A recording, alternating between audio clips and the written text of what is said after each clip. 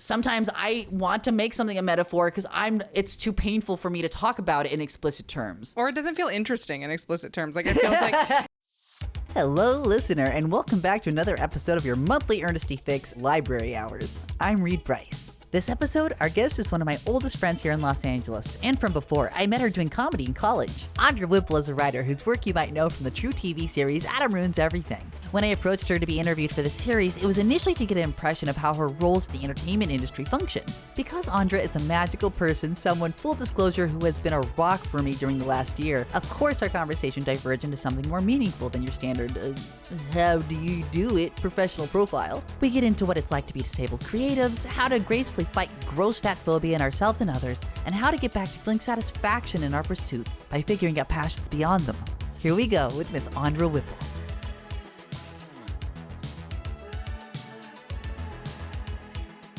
I have really melty boundaries around like what I care about. I feel like I'm always on the side of like, not if I said something embarrassing, but like what's embarrassing for me is like pretty much just like misusing a term, as opposed to like, I'm not embarrassed as much about like being honest about mental health stuff. That's one of the things I really love about you is that you've always been very open and honest about what you're going through, because I have had times where my autism has like forms a shell over my emotions and I either like break the shell and it's messy, but you have always been someone who can be inside of your own pain, like that physical pain that can even manifest sometimes when the anxiety gets too bad, and still tell people like, oh, this is what I'm going through at the moment.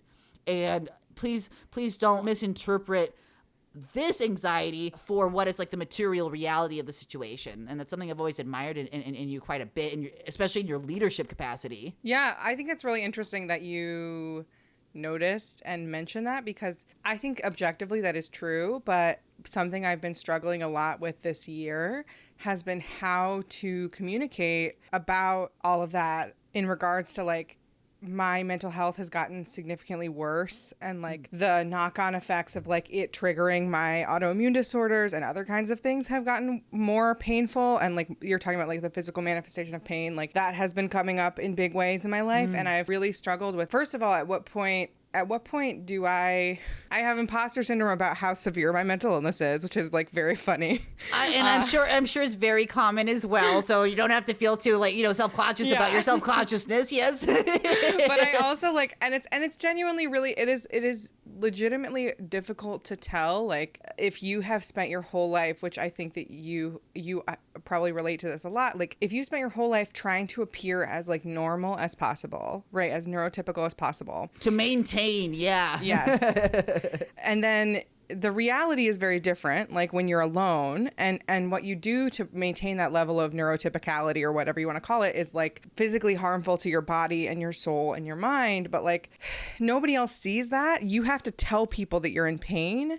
Yeah. And for me, it's a very delicious, or like it's a tempting idea to just be like, I'll never tell anybody that I'm the extent to which I'm really struggling, because I can pass, and like there's a privilege to being able to pass. Yeah, whatever that nebulous passing thing is. I have a concrete example that I can give of why. And again, I got this a lot more from you, that you just name what your needs are in life, and we'll go into the put of it all of that. But the example that I can give as far as like what I had to translate to my working life was at my day job, where I'm a video editor. Once I realized that people on the autism spectrum, but also people who have PTSD, these are comorbid things that often can even be mistaken for each other, and it's hard to get your final diagnosis. Yeah. One thing is they notice people with PTSD, and then people certain people on the spectrum, it just depends on like what your circumstances are, sitting down for prolonged periods of time, not being able to move your body. That's why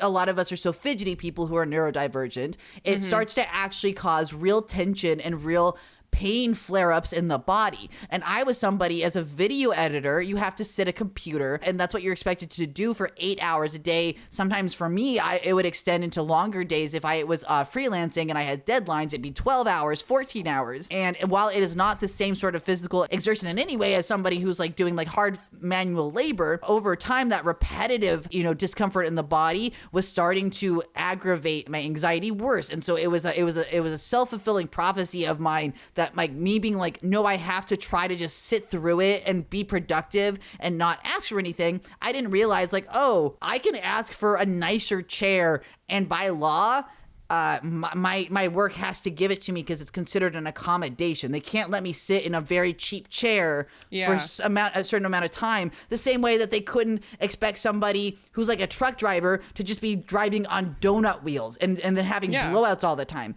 And so when I told my work like, hey, if I have a nicer chair, I'll be able to sit here and make the videos all pretty for you for a longer amount of time. It's going to cut out of my goof off time where I have to literally get up out of my chair. But then I also told them, no, I actually do need to get up out of my chair. I do need to adjust my hours. I do need to start having harder limits with my work life and my personal life, because if I'm not taking that time for myself, it's making it so when I'm showing up here for you, I'm also not doing my best work. And once I make sure that it's all about the bottom line, then they start listening.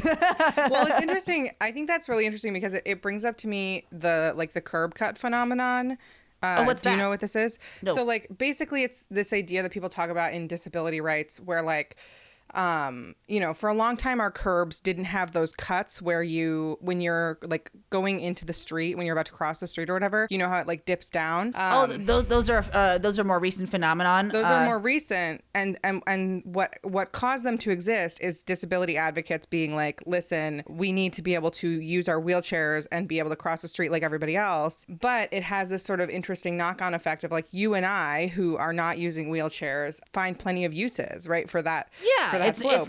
It's nice to have it when you're taking like a suitcase across the street or something, and you don't have to like pick it up and I'm sure for so long those people just got pushback of like, well, do you really need to go places that often? It's like that sort of like, it's so icky and insidious for people that like, for me, that are what they would call like more able-bodied or less disabled. Mm-hmm. And whatever those nebulous terms are, because the majority of my disability is all just cognitive.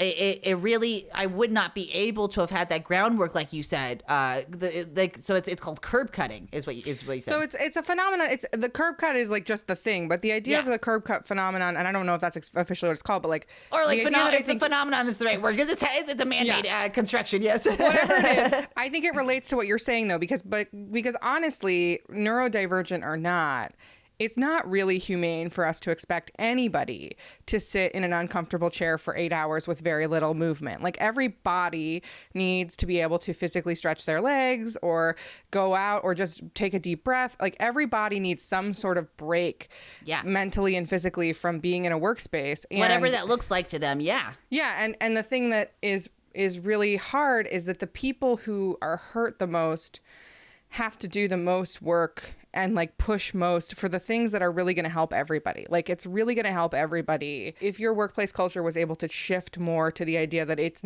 much weirder to be like hardcore policing people's movements as opposed to just allowing people to self-regulate when they need to, get up or whatever, than it is to just like, give the accommodations that you're asking for, frankly, to everybody, right? Like they're helpful accommodations regardless of whether or not and you might need them more.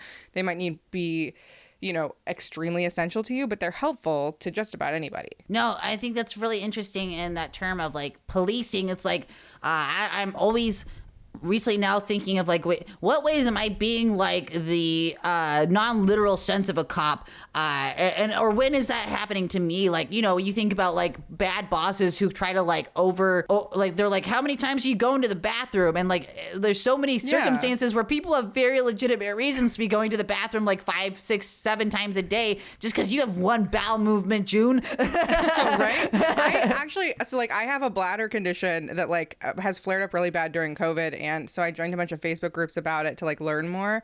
And there are so many people in there that are complaining about how their bosses, like, this is the kind of condition that can make you have to pee like many times an hour if it's poorly managed. And the only way to manage it is really having good health insurance, good enough health insurance to go get physical therapy and like serious treatments, which I'm lucky to get to have, but not a lot of people get that. And so all of these people are talking about like, I don't know how I can work. I'm going to have to go on disability, and it's totally fine to go on disability. And I encourage them to do what they need to do. But it's also like, if their bosses could just be flexible. Yeah, because it doesn't mean that they're not somebody who is still the best candidate for the job. What it's coming down to is a very negligible amount of time versus the amount of output that they would get if they weren't being stressed to fuck out over their disability. You're then taking the person who is literally the best candidate for the job and then probably giving it to somebody who's less qualified, but they would go to the bathroom less. It makes no sense in like the actual literal sense of like who is qualified. It's just a very frustrating situation where like if the best solution for somebody isn't really to stop working entirely, they might still have to do so just because they don't have good health insurance. Like that's so sad and dumb. And we'll just keep it there. Like I said, no value judgment on anybody who does need to go on disability. Because my full disclosure is my mother, when I was a child, that was something that we transitioned to. Was she realized that because she was also neurodivergent, but she also had traumatic brain injuries that pretty much rendered her to have like the sort of like mentality of someone who was in their early teens at the oldest. Like that's where she's functioning at. So it can make holding down a regular job very difficult. So that was a decision that she made, was to get on disability. Yeah. And which is great. It's great. But the government, as it stands right now, the state actually keeps these people, once they are locked into the system, it's like almost impossible to get out. You're not allowed to have any sort of like fulfilling, purposeful job that can be making you money, because then you are going off of disability. They lock them into this level of poverty because you are really not anywhere near what the middle class is making. You are barely covering rent and your food and your expenses, and like that level that they say is like good enough is not good enough in my opinion. And so it's a very challenging decision to have to make of like, is it worth having to withstand not having these accommodations that could be very easily put in place if people were just more understanding. I think you're 1000% correct there. But it's very funny that I'd be like, oh, I want to talk to you about your experiences in TV and stuff. But I think the more interesting conversation to maybe be had as people who do specifically comedy writing, because you would still say that your focus. Andra and I met in college. She was the leader of a comedy, basically troupe. It was really a lot more than just like a specific team that just performed together. We did a lot of stuff around the campus culturally to make sure that the arts were something that were accessible to all people. That it was people who maybe were not like, I can't go see some fucking Russian play I barely understand. But I still want to go out with my friends and have a good time. I was going and seeing the Russian plays that I couldn't understand. That was how I had a good time.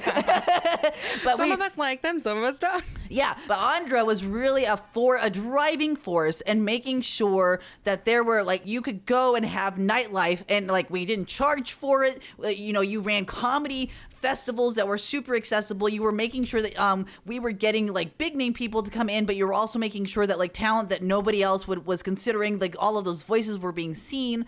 And so like saying with all of that background in comedy, oftentimes as comedians, and I wonder if it's that same sort of thing, and you can let me know if I'm like being too woo-woo about it. Do you think us having to be comedians where we are constantly thinking like, what's the joke is in our own way, sitting in our own uncomfortable chair too often?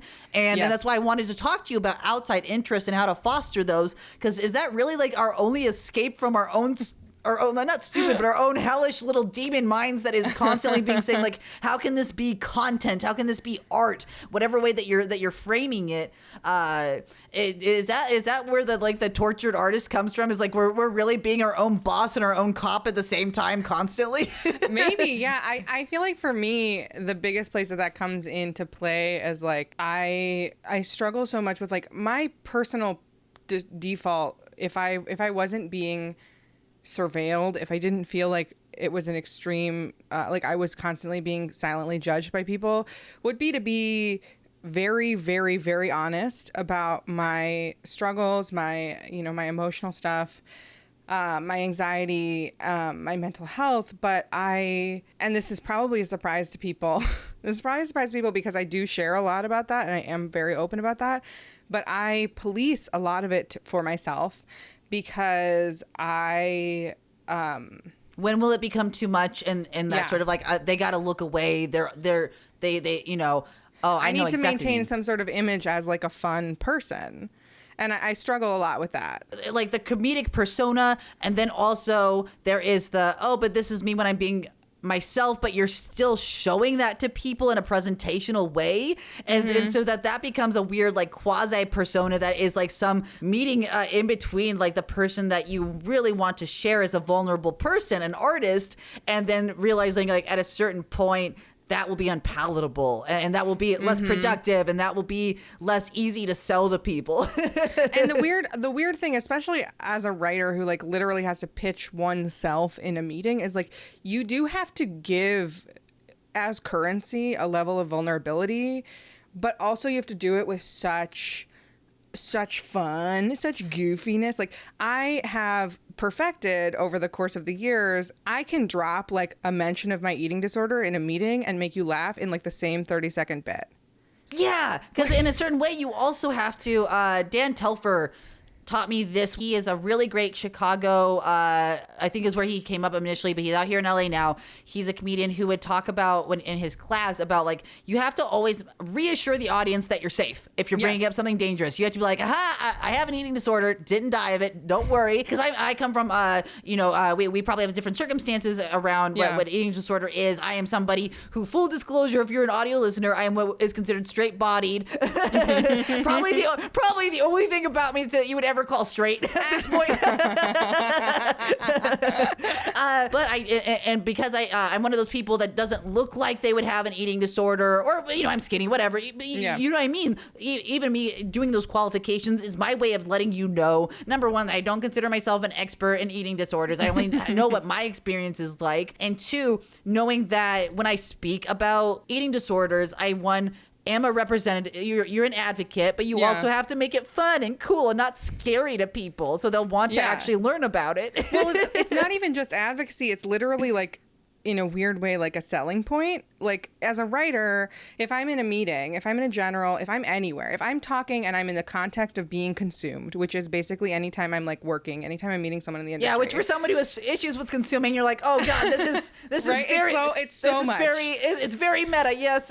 But like I have to put out there that I have this unique experience of relationship with my body, and because I want to be able to write about that. And when opportunities come up to write about that, I want people to think of me. I want to be like one of the first people that somebody comes in their mind, like, oh, we have this character who has an eating disorder and she's fat. Like, who knows about that? Well, Andra talks about that all the time, so she knows about that. So so it's like I want to do it, I want to share that, but it's complicated because there are layers of like, I'm doing it because I want people to buy it from me. Yeah, no, and then you get into that sort of like, to what extent am I really trotting out? And that's why I try to make sure when people come on my show that they don't feel obligated to it. Because at a certain point you start to go like, what is the only thing that I'm productive of being able to do? And is that just only talking about my own misery? And that becomes like its own psychic like hell and its own thing. So but you also like, I think you and I both are in positions where like we want to talk about our misery because we know there are so many people in similar positions of misery that are suffering silently. And I know you and I have both probably had these powerful experiences of like being honest with somebody about something that's going on with us and having them just be like, oh my God, that really changed my life to hear you be honest about that. I'm not necessarily as anywhere as an accomplished name in the biz, but whenever I do get any sort of like feedback, if somebody sends me a DM or a letter or whatever saying like, oh, it was great for you to talk about that, I get self-conscious because I often want to be like, oh, first of all, I'm always like paranoid about the parasocial relationship thing where I'm like, oh, how much did I share of myself with you and I don't know anything about you? That's a weird self-conscious thing. But then also I want to make sure like, oh, I hope whatever you just reconciled with yourself, you're ready to be dealing with that. I can tell that you are because you're talking to a stranger about it. But weirdly, talking to a stranger is like the first step nowadays. Yeah. When you're like really struggling with something, you find somebody you barely know to be like, excuse me, I have a lot of trauma about this. Like that's what it feels like sometimes. And it's just it's very strange. I mean, I really appreciate when people reach out to me and tell me that it meant something to them, whatever I said about my body or about my recovery or whatever. But it's also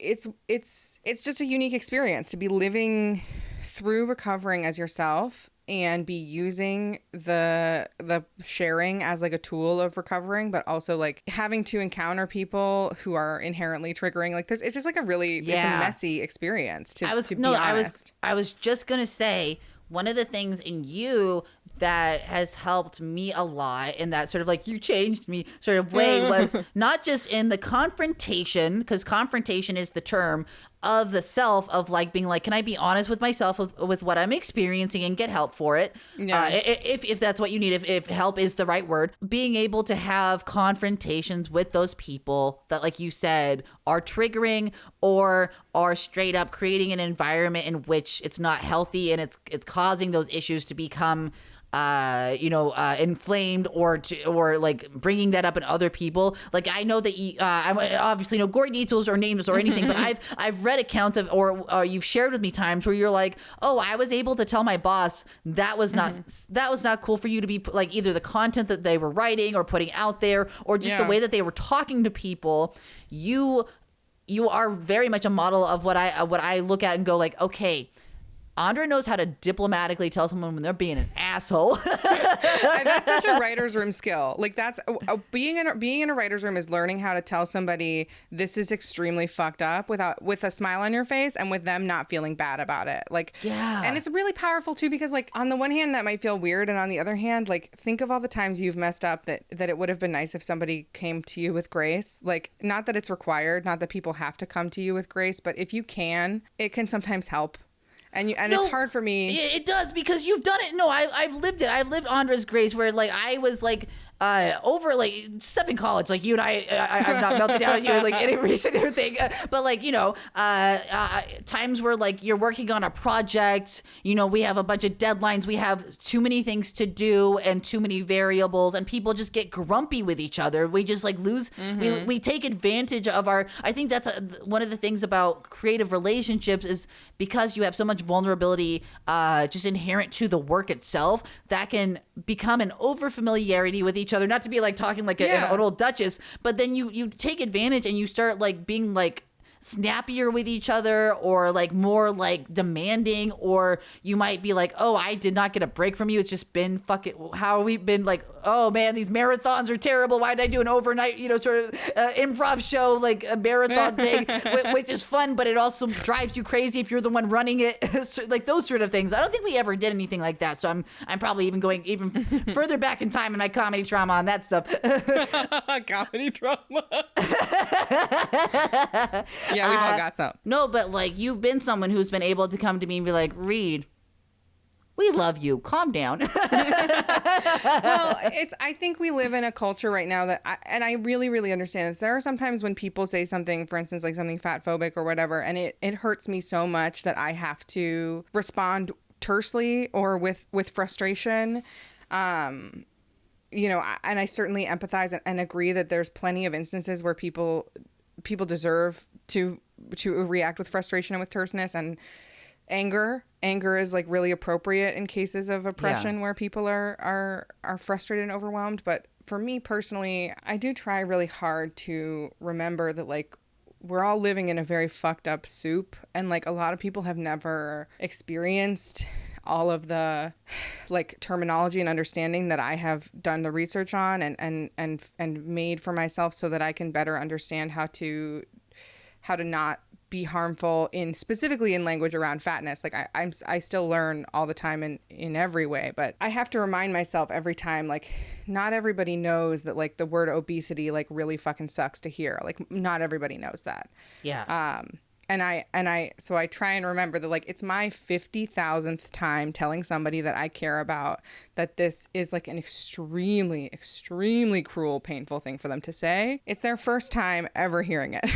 The Reader's Digest version, and you let me know if I get anything wrong, is like basically obesity is a term that for a lot has been sort of constructed into a clinical way that isn't usually, ironically, is not usually based in sound science, and it's a way to demarcate people as being healthy or unhealthy, and it's just usually based off of aesthetics, and it's based off of things that typically, unless you're going to go down unhealthy routes, cannot actually be managed in a way. It's sort of like it's a medical euphemism that has been used to be cruel to fat people all over the world forever, but not forever actually.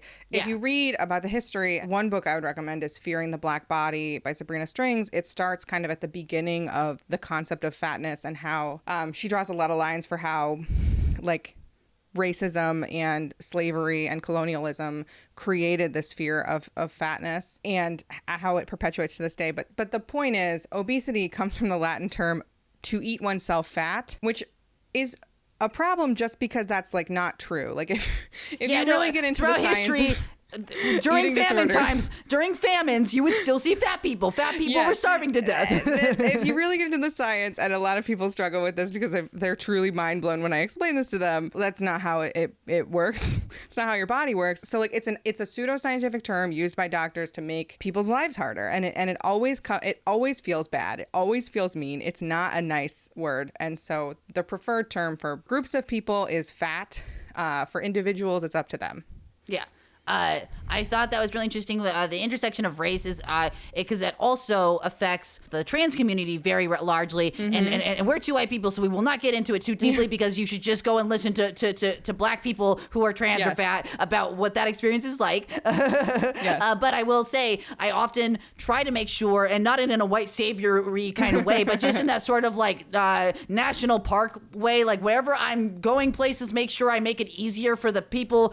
I can create a trail to make it easier for people to get by if I run into trouble, but don't make it worse for them. Don't clutter it up with garbage. I try to make sure, especially because I'm a masculine person, and a lot of trans misogyny, it's baked into the word. It comes from the fear of the female. A lot of trans women, black women are the ones who are getting it worse. Just to make it not get gory about it. I have to make sure if I'm confronting somebody, even if I'm right, and even if it's not cool of them when they get confronted about transphobia or fatphobia or whatever it is, if they dig in their heels more because I couldn't keep my patience and my life is a lot easier, that I should be looking to people who are forced to have more patience, that's not cool of me. It just is what it is. It's not fair to me that I'm not allowed the amount of anger that I want to express, but I have to know if I create the angry trans stereotype in somebody's head, they might then not let another trans person into the writer's room because they won't want to deal with them. And then I made it so that like maybe somebody who is more marginalized than I did is not even going to be considered. And that's something that is like, I'm like, I understand it's just a shitty situation to be in, but I also have places in my life where it's a lot less shitty. So I just got to consider that. We just have to do our best. And I don't think it's easy. I don't think there's a right answer. Like, I don't think there's a right answer to how to be able to, because you should be able to react with righteous fury, and also righteous fury is a lot and doesn't always work. It's not, I try and think when I'm talking to people, I just try and think about like winning tactics as opposed to like, or not even winning, but like, like what will be effective as opposed to like what will feel good to me, which is a whole other thing I could unpack in therapy that I work more on, what works for other people than works for myself. And like, how do we even like disentangle what productivity means in terms of like what is what ends up being like the correct thing to do for ourselves. And that's why I think that is why I'm like, okay, so how do I get my mind out of here if sometimes my battles that I get to choose are limited. How do I like choose these things that are outside of it altogether? And that's why I wanted to talk to you about like what are you doing to stay sane? Like, what are your hobbies? Like, I know that you we're finally able to. Andra is a longtime dog lover, and in recent years was able to be united with her beautiful Pud. Has been having an animal in your life changed how you're able to function day to day? She's totally amazing, and what's really awesome about having a dog is like, they're distracting. They're beautiful. A Pud is a magnificent little creature. It's mostly body and then little flappy feet. Yeah, she's a total mutt, and but she looks a little bit like a corgi, a little bit like a terrier. She's all over the place. Also, I think animals are sort of like this opportunity to. She has had all these other interesting effects, like all the normal effects. Like, she gets me outside. She helps me go on walks. Like, whatever. Because of her, I learned how to paint. Oh yeah, because I wanted to talk to you about that because you were showing off the painting, and I was like, oh, this is something that maybe you could be the painting comedian and figure out how to make that a pivot brand, whatever force of capitalism. But I saw you making these beautiful paintings. Tell me about how Pud was your muse for that. Yeah, well, really, the whole reason it started was because I was supposed to get married during COVID, and that didn't happen. But at the time, right at the beginning of the pandemic, it was like, well, I might as well learn how to draw her, because I was going to commission an artist to draw pictures of her that people could color at the tables. Oh, that's amazing. I love that. And I am very excited for that to happen at the wedding, because I am someone who is always looking for crayons on the table just by That's what who we were am. like. We need activities. We know our friends are like they have a variety. Not all of them are dancing folks. Some of them are coloring folks. Some of them are both. Weddings can get real boring real fast. If the bride and groom are busy most of the time, you got to have stuff to do. You've been to enough weddings, you know. Yeah. So we thought that would be an opportunity. And so I was like, okay, so I have to learn how to draw her well enough to make her for this thing. And then it was like, oh, I could actually, it was a weird, like, oh, I could save money, because I would love to spend all of my money on commissioned portraits of my dog. And I was like, oh, I can just do those for pretty cheap, and just, it'll take me 12 hours to paint it. And there's a personal touch of like knowing, like if I'm sitting there at the table, I'm like, oh, this is Andra's representation of one of the things that she loves most in this world on the day where she's committing herself to someone who she loves most in the world. And that's like a personal touch, which like when you're doing weddings, it's a very weird thing of like, how do I stay within convention enough that people recognize it as a wedding, but also make sure I have enough personal touches in that nobody will ever have a wedding like that happen again, which is a big pressure that people who are getting married go through. Yeah, and even just having the paintings around my house, like the pride of having it done by me, as opposed to, I have some beautiful pieces of art of her that were commissioned from other artists, and they're lovely, but like the ones that I did feel very special because I'm proud of myself, and I look at them, I'm like, oh, you didn't know how to draw before a year ago. Like I was like a stick figure bitch, and so like things really progressed, and I'm very proud of them. This is a much less like accomplished sort of thing. I was somebody who, when I was a kid, because I at the time, if this is your first listening, I'm a trans person, so I spent most of my life presenting and living as a little girl.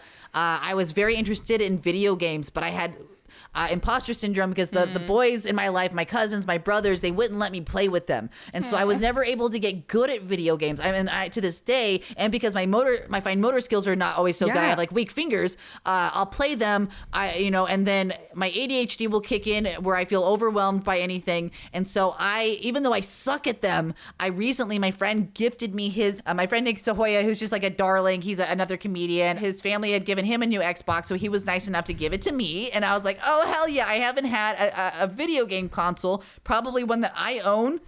Yeah. That's been just mine, like ever. Sitting down and practicing, and I'm working on my fine motor skills, and I feel so accomplished in a very stupid way when I'm able to just beat a video game. No, it's important. I think especially like it can really be engaging for your brain. It's engaging for maybe making you feel more like yourself if you weren't able to do this as a kid and you always really wanted to. No longer a fake gamer girl. Now I'm a real gamer girl.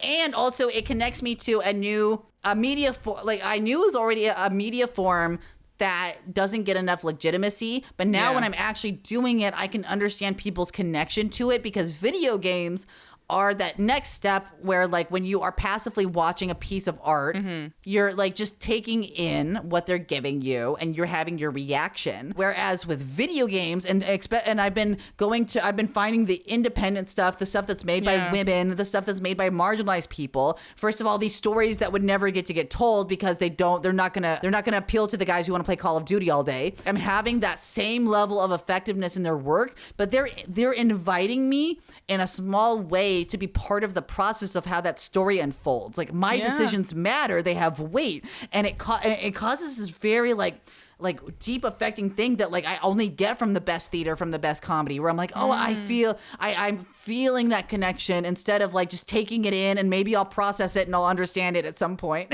Oh man, that sounds beautiful. I'm really happy. I think that kind of connection that you just described is something I miss so much, having gone a whole year without being able to watch like live theater or live improv. Yeah. And so if you're able to get that in your life, like that's so amazing. Yeah. And I know for some people it is very much like flashing lights, or it taking 1,000,000 hours, or just like controls are hard, or the subject matter is not something I'm interested in. If anybody wants like a primer on what this experience can be like, they're called usually walking simulators, where you are it's like not quite a choose your own adventure story. It's a little bit more dynamic than that. But there's one called Gone Home. It was developed by a company called Fulbright, and the designer is Steve Gaynor, and it's basically it takes place in the early 90s 90s, at the height of the Riot Girl movement. This college girl, she comes home from her first year of college, and she's kind of, you know, in that sort of way where you're like, oh, I'm feeling disconnected from my family, and I don't know what life is like when I'm going to go home. Is it going to be weird? You know, is it going to feel like a completely different place, or will I still feel at home?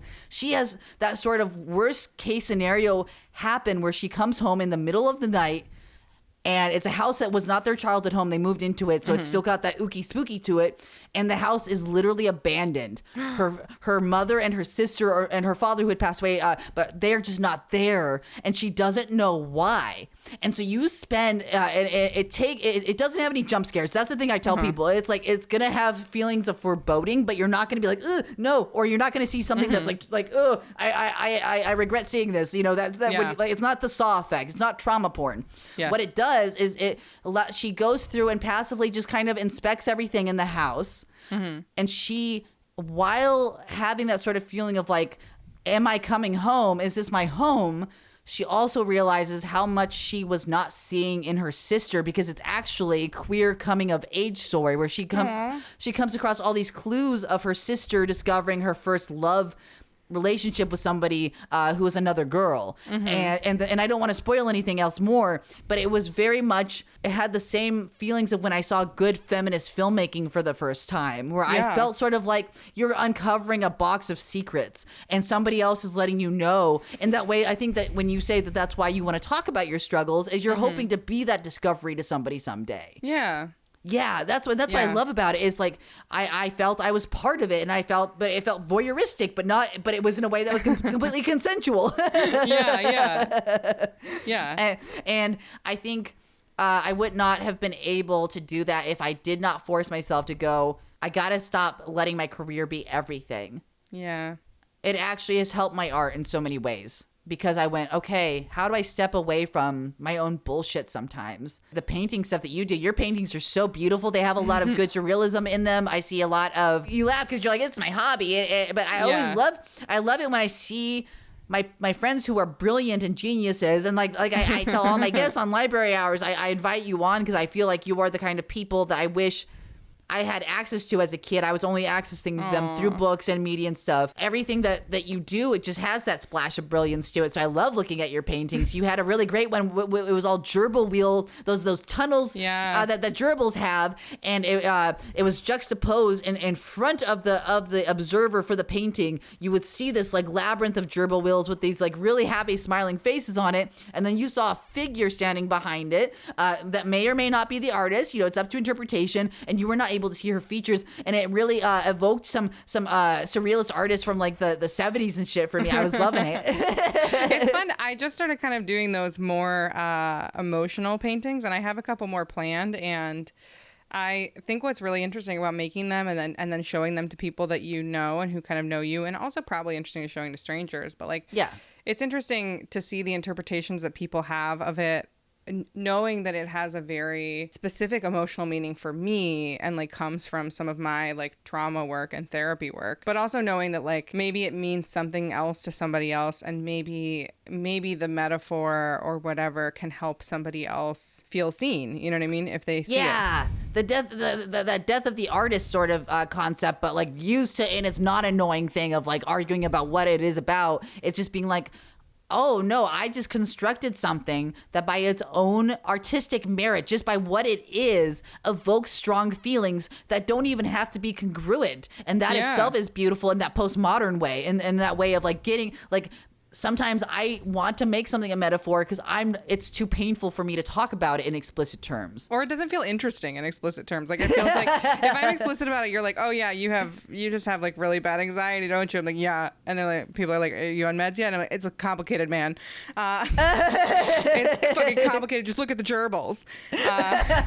Just look at the gerbils. If we can leave you with anything as we wrap up our episode today, listeners, I think it should be let yourself find your gerbils, find your thing to do that is not what your job is telling you encapsulates who you are. You're so much more than that. Yes. Yeah. Find not to get new agey and weird and weird about it and like be like now buy my book. Good news, I don't have a book. Yeah, and good news, I made this free. So if you don't want to pay for it, you don't have to. And that was my conversation with Andra Whipple. It really shines through in the interview how much I adore her, so I want to thank her and you for this time together. If this is your first listen to Library Hours and you'd like to support this show, please know that we have a Patreon you can visit. There are exclusive companion piece episodes, limited edition swag, and you'll be helping out a good cause. That's right, literally all the money earned on Library Hours goes to paying our guests an honorarium, and the remaining profits go to Solidarity and Snacks, a mutual aid crew who provides much needed supplies to the people of Skid Row in Los Angeles every Saturday. Go to patreon.com/Library Hours with Reed Bryce for more info. That's it for now. Listener, please do me a huge favor and take good care of yourself. You deserve it. Okay, bye.